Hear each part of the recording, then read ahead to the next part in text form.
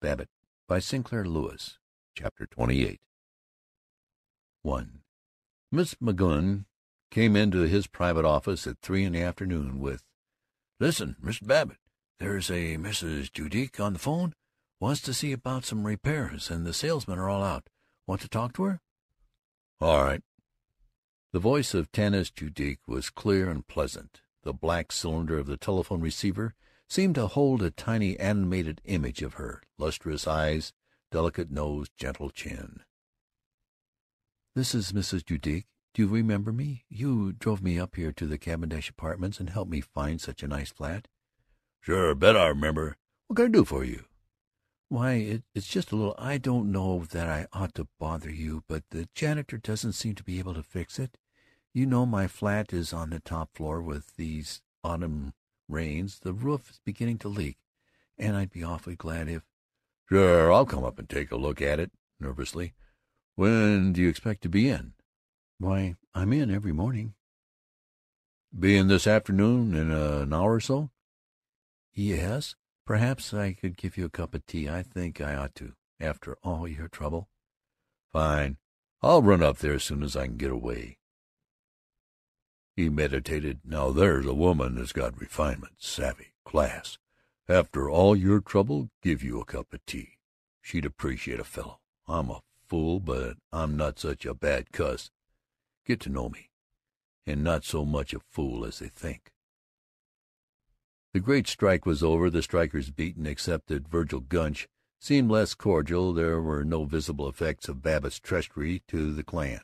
The oppressive fear of criticism was gone, but a different loneliness remained. Now he was so exhilarated that, to prove he wasn't, he droned about the office for 15 minutes, looking at blueprints, explaining to Miss McGoun that this Mrs. Scott wanted more money for her house, had raised the asking price, raised it from $7,000 to $8,500. Would Miss McGoun be sure to put it down on the card?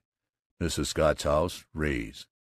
When he had thus established himself as a person unemotional and interested only in business, he sauntered out. He took a particularly long time to start his car. He kicked the tires, dusted the glass of the speedometer, and tightened the screws holding the windshield spotlight. He drove happily off toward the Bellevue district, conscious of the presence of Mrs. Judique as a brilliant light on the horizon. The maple leaves had fallen, and they lined the gutters of the asphalted streets. It was a day of pale gold and faded green, tranquil and lingering. Babbitt was aware of the meditative day, and of the barrenness of Bellevue. Blocks of wooden houses, garages, little shops, weedy lots. "Needs pepping up, needs the touch that people like Mrs. Judique could give a place," he ruminated as he rattled through the long, crude, airy streets. The wind rose, enlivening, keen, and in a blaze of well-being he came to the flat of Tanis Judique. She was wearing, when she flatteringly admitted him, a frock of black chiffon cut modestly round at the base of her pretty throat. She seemed to him very sophisticated. He glanced at the cretonnes and colored prints in her living room, and gurgled, "Gosh, you've fixed the place up nice. Takes a clever woman to know how to make a home all right." "You really like it. I'm so glad. But you've neglected me scandalously. You promised to come up some time and learn to dance." Rather unsteadily, "Oh, but you didn't mean it seriously."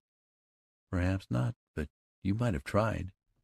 "Well, here I've come for my lesson, and you might just as well prepare to have me stay for supper." They both laughed in a manner which indicated that of course he didn't mean it. "But first, I guess I better look at the leak." She climbed with him to the flat roof of the apartment house, a detached world of slatted wooden walks, clothesline, water tank, and a penthouse. He poked at things with his toe and sought to impress her by being learned about copper gutters, the desirability of passing plumbing pipes through a lead collar and sleeve and flashing them with copper, and the advantages of cedar over boiler iron for roof tanks. "You have to know so much in real estate," she admired. He promised that the roof should be repaired within 2 days. Do you mind my phoning from your apartment?" he asked. Heavens, no."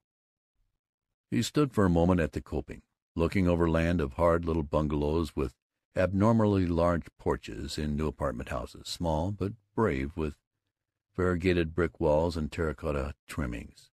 Beyond them was a hill with a gouge of yellow clay like a vast wound. Behind every apartment house, beside each dwelling, were small garages. It was a world of good little people, comfortable, industrious, credulous. In the autumnal light the flat newness was mellowed, and the air was a sun-tinted pool. "Golly, it's one fine afternoon. You get a great view here, right up Tanner's Hill," said Babbitt. "Yes, it's nice and open." "So darn few people appreciate a view." "Don't you go raising my rent on that account." "Oh, that was naughty of me. I was just teasing. Seriously, though, there are so few people who respond, who react to views, I mean. They haven't any feeling of poetry and beauty." "That's a fact. They haven't," he breathed, admiring her slenderness and the absorbed, airy way in which she looked toward the hill, chin lifted, lips smiling. "Well, guess I better telephone the plumbers so they'll get on the job first thing in the morning." When he had telephoned, making it conspicuously authoritative and gruff and masculine, he looked doubtful and sighed, "Suppose I better be—" "Oh, you must have a cup of tea first." "Well, it would go pretty good at that." It was luxurious to loll in a deep green rep chair, his legs thrust out before him, to glance at the black Chinese telephone stand and the colored photograph of Mount Vernon, which he had always liked so much, while in the tiny kitchen so near, Mrs. Judique sang "My Creole Queen" in an intolerable sweetness, a contentment so deep that he was wistfully discontented. He saw magnolias by moonlight and heard plantation darkies crooning to the banjo. He wanted to be near her on pretense of helping her, yet he wanted to remain in his still ecstasy. Languidly he remained. When she bustled in with tea, he smiled up at her. "This is awfully nice." For the first time he was not fencing. He was quietly and securely friendly, and friendly and quiet was her answer. "It's nice to have you here.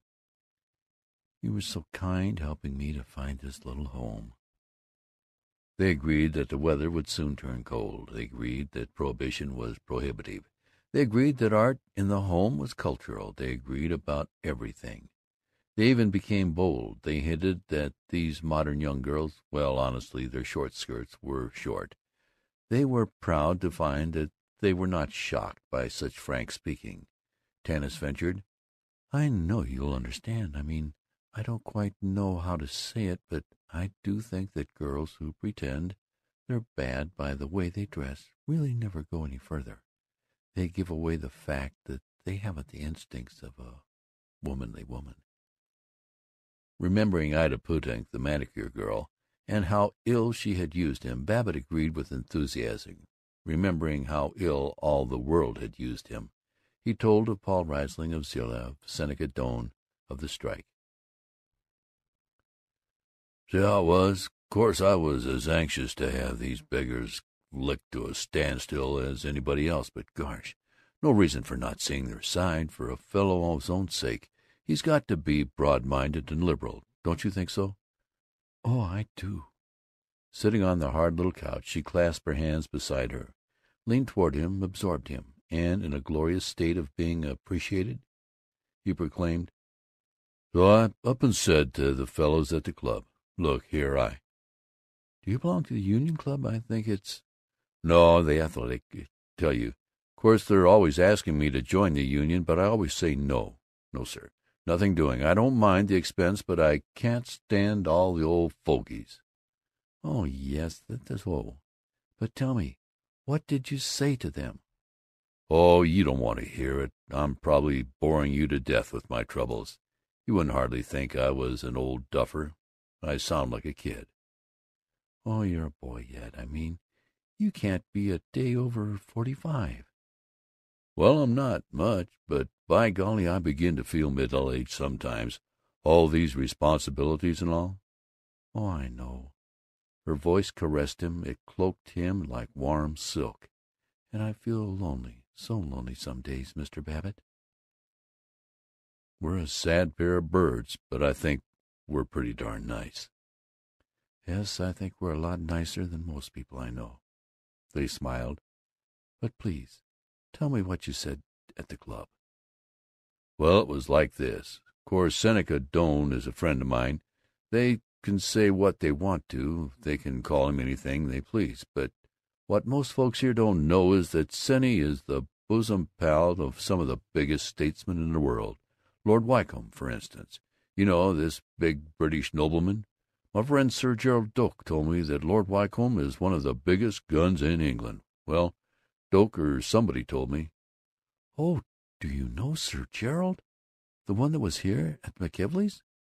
"Know him? Well, say, I know him just well enough so we call each other George and Jerry, and we got so pickled in Chicago." "That must have been fun, but—" She shook a finger at him. "I can't have you getting pickled. I'll have to take you in hand." "Wish you would. Well, as I was saying, you see, I happen to know what a big noise Sonny Doane is outside of Zenith. But of course the prophet hasn't got any honor in his own country, and Senny, darn his old hide, he's so blame modest that he never lets folks know the kind of an outfit he travels with when he goes abroad. Well, during the strike, Clarence Drum comes parading up to our table, all dolled up fit to kill in his nice little captain's uniform, and somebody says to him, 'Bustin' the strike, Clarence?' Well, he swells up like a pouter pigeon, and he hollers, so's you could hear him, away up in the reading room, 'Yes, sure, I told the strike leaders where they got off, and so they went home.' Well, I says to him, 'Glad there wasn't any violence.' 'Yes,' he says, 'but if I hadn't 'a' kept my skin, there would have been. All those fellows had bombs in their pockets. They're regular anarchists.' 'Oh, rats, Clarence,' I says. 'I looked 'em all over carefully, and they didn't have any more bombs than a rabbit,' I says. 'Course,' I says, 'they're foolish, but they're a good deal like you and me, after all.' And then Virgil Gunch or somebody, no, it was Chum Frink, you know, the famous poet, great pal of mine, he says to me, 'Look here,' he says, 'do you mean to say you advocate these strikes?' Well, I was so disgusted with a fellow whose mind worked that way that I swear I had a good mind to not explain at all, just ignore him." "Oh, that's so wise," said Mrs. Judique. But finally I explains to him, if you'd done as much as I have on Chamber of Commerce committees and all, I says, then you'd have the right to talk. But same time, I says, I believe in treating your opponent like a gentleman. Well, sir, that held him. Frank, Chum, I always call him. He didn't have another word to say, but at that, I guess some of 'em kind of thought I was too liberal. What do you think?" "Oh, you were so wise and courageous. I love a man to have the courage of his convictions." "But do you think it was a good stunt? After all, some of these fellows are so darn cautious and narrow-minded that they're prejudiced against the fellow that talks right out by meeting." "What do you care? In the long run, they're bound to respect a man who makes them think. And with your reputation for oratory, you—" "What do you know about my reputation for oratory?" "Oh, I'm not going to tell you everything I know, but seriously, you don't realize what a famous man you are." "Well, though I haven't done much orating this fall. Too kind of bothered by this Paul Riesling business, I guess. But do you know, you're the first person that's really understood what I was getting at. Tanis, listen to me, will you? Fat nerve I've got calling you Tanis." "Oh, do, and shall I call you George? Don't you think it's awfully nice when two people have so much, what shall I call it, so much analysis that they can discard all the stupid conventions and understand each other and become acquainted right away, like ships that pass in the night?" "I certainly do. I certainly do." He was no longer quiescent in his chair. He wandered about the room. He dropped on the couch beside her. But as he awkwardly stretched his hands toward her fragile, immaculate fingers, she said brightly, Do give me a cigarette. Would you think poor Tanis was dreadfully naughty if she smoked?" "Lord, no, I like it." He had often and weightily pondered flappers smoking in Zenith restaurants, but he knew only one woman who smoked, Mrs. Sam Doppelbrau, this flighty neighbor. He ceremoniously lighted Tanis's cigarette, looked for a place to deposit the burnt match, and dropped it into his pocket. "I'm sure you want a cigar. You poor man," she crooned. "Do you mind one?" "Oh, no. I love the smell of a good cigar. So nice and like a man. You'll find an ashtray in my bedroom, on the table beside the bed, if you don't mind getting it." He was embarrassed by her bedroom, the broad couch with a cover of violet silk, mauve curtains striped with gold, Chinese Chippendale bureau, and an amazing row of slippers with ribbon-wound shoe-trees, and primrose stockings lying across them. His manner of bringing the ashtray had just the right note of easy friendliness. He felt, "A boob like Vergil Gunch would try to get funny about seeing her bedroom, but I take it casually." He was not casual afterward. The contentment of companionship was gone, and he was restless with desire to touch her hand. But whenever he turned toward her, the cigarette was in his way. It was a shield between them. He waited till she should have finished, but as he rejoiced at the quick crushing of its light on the ashtray, she said, "Don't you want to give me another cigarette?" And hopelessly he saw the screen of pale smoke and her graceful tilted hand again between them. He was not merely curious now to find out whether she would let him hold her hand, all in the purest friendship, naturally, but agonized with need of it. On the surface appeared none of all this fretful drama. They were talking cheerfully of motors, of trips to California, of Chum Frink. Once he said delicately, "I do hate these guys. I hate these people that invite themselves to meals, but I seem to have a feeling I'm going to have supper with the lovely Mrs. Tanis Judique tonight. But I suppose you probably already have 7 dates already." "Well, I was thinking of going to the movies. Yes, I really think I ought to get out and get some fresh air." She did not encourage him to stay, but never did she discourage him. He considered, "I better take a sneak. She will let me stay. There is something doing, and I mustn't get mixed up with. I mustn't. I've got to beat it. Then no, it's too late now." Suddenly, at 7, brushing her cigarette away, briskly taking her hand, "Tanis, stop teasing me. You know here we are, a couple of lonely birds, and we're awfully happy together. Anyway, I am. Never been so happy. Do let me stay. I'll gallop down to the delicatessen and buy some stuff, cold chicken maybe, or cold turkey, and we can have a nice little supper, and afterwards, if you want to chase me out, I'll be good and go like a lamb." "Well, yes, it would be nice," she said. Nor did she withdraw her hand. He squeezed it, trembling, and blundered toward his coat. At the delicatessen he bought preposterous stores of food, chosen on the principle of expensiveness. From the drugstore across the street he telephoned to his wife. Got to get a fellow to sign a lease before he leaves town on the midnight. Won't be home till late. Don't wait up for me. Kiss Tinka good night." He expectantly lumbered back to the flat. "Oh, you bad thing, you buy so much food," was her greeting, and her voice was gay, her smile acceptant. He helped her in the tiny white kitchen. He washed the lettuce, he opened the olive bottle. She ordered him to set the table, and as he trotted into the living room, as he hunted through the buffet for knives and forks, he felt utterly at home. "Now the only other thing," he announced, "is what you're going to wear. I can't decide whether you're to put on your swellest evening gown, or let your hair down and put on short skirts and make believe you're a little girl." "I'm going to dine just as I am in this old chiffon rag, and if you can't stand poor Tanis that way, you can go to the club for dinner." "Stand you?" He patted her shoulder. "Child, you're the brainiest and the loveliest and finest woman I've ever met. Come now, Lady Wycombe, if you'll take the Duke of Zenith's arm, we will perambulate to the Magnolias feed. Oh, you do say the funniest and nicest things."